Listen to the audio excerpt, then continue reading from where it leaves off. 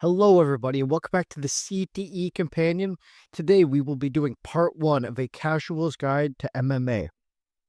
This will be the most basic things regarding MMA, just for people who have just started watching this. Not just for people, but mainly for people who just started watching MMA.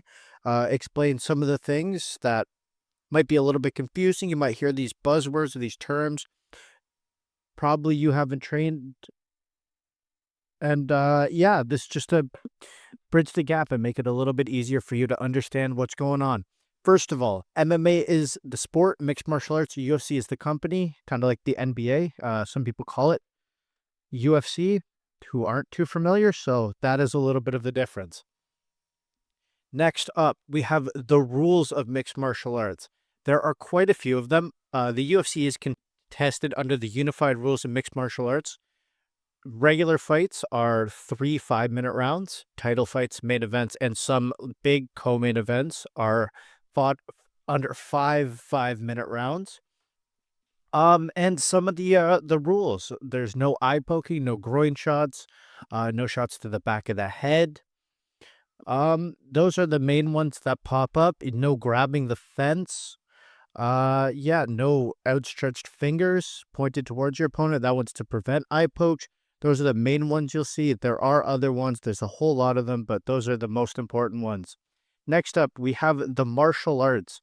So you'll hear people talk about, oh, he's a boxer, he's a kickboxer, he's a wrestler, he's a Brazilian jiu-jitsu specialist. So just to break it down, boxing is mainly the punching, the footwork, and the head movement aspect on the feet. Also, very quickly, striking refers to any kind of punch, kick, knee, elbow, and grappling refers to any sort of wrestling exchange on the ground. And clinching is grappling on the feet. So when you see a guy holding another guy's head while they're both standing, when you see him grab an arm, when they're both holding each other. In a future video, I'll get a little bit deeper into the weeds on these, but this is just super basic. This is boxing. Yeah, so a lot of the striking defense, so the slipping they call it, moving the head, dodging the punches, moving the feet in between exchanges and in between combinations, and the punches are predominantly boxing. Next up, we have Muay Thai. This is where we get our what I mentioned, the clinch from, as well as our knees, our elbows, and our kicks. This there's punching in Muay Thai as well, but predominantly you learn the punching from boxing. Most gyms that you train at kind of break it up into these different groups. These four are the main martial arts that people do. Muay Thai, this is where you work on kind of tripping people on the feet, using the knees, using the elbows, using the kicks, and punches as well. Next up, we have wrestling, not this kind of wrestling, this kind of wrestling. So there's a few different styles. There's Greco-Roman, there's freestyle, there's folk style. Greco-Roman wrestling is what you're seeing here. This is a head and collar tie, but Greco-Roman is predominantly the upper body wrestling.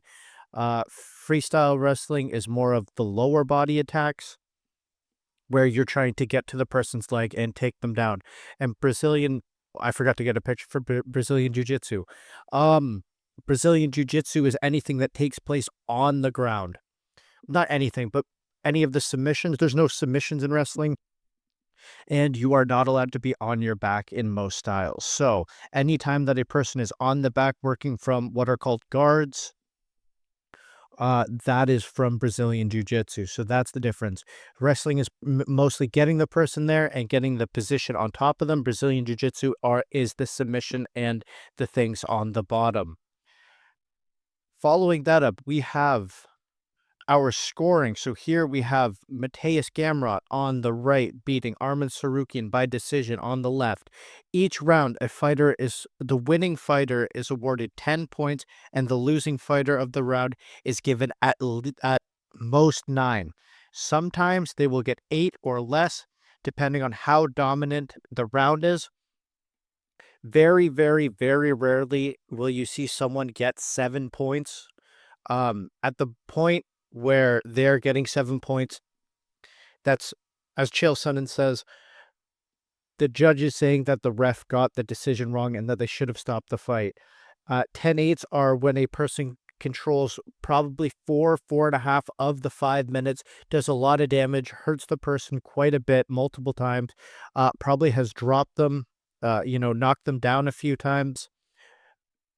That is when you get an 8-point round. So each round, the winning fighter gets 10. So if it's a 3-round fight and the person wins all 3 rounds, they would get a 30-27 decision. As I mentioned previously, there are some fouls that will lead to a point being taken. Uh, Usually this is for repeated offenses. Very, very, very seldom does it happen on the first offense. This is for multiple groin strikes, multiple eye pokes, something like a headbutt. You would probably lose an intentional headbutt. You would probably lose points on the first one. That one's just very blatant and on purpose. Yeah. So when we talk about decisions, you may hear a few different kinds coming up. A unanimous decision. I forgot to mention this. My apologies. All fights are scored by 3 judges. Provided by the Athletic Commission. The UFC does not employ their own judges. A unanimous decision is when all 3 judges give the fight to one fighter. A split decision is when 2 judges give the fight to one fighter and the third judge gives it to the other. Anytime you hear the word majority, that means that at least one person had a draw. So a majority decision is when one judge gave had it a draw and 2 judges had the person winning. A majority draw is when either one person had a draw and one person gave the fight to one fighter and another judge gave it to the other fighter, or 2 judges had it a draw. So, for example, if 2 judges gave a 10-8 round to one person and 2 rounds to the other, then that fight would be a majority draw. The third judge maybe it didn't score it a 10-8. Usually, it is a very strict criteria. It is very rare to see 10-8s. And as I mentioned, I maybe have seen 2 or 3 10-7 rounds in my time watching the UFC over many, many, many years. So yeah, that is just a very, very brief and basic overview of mixed martial arts, the martial arts that are competed, the scoring system, and some of the very most basic rules.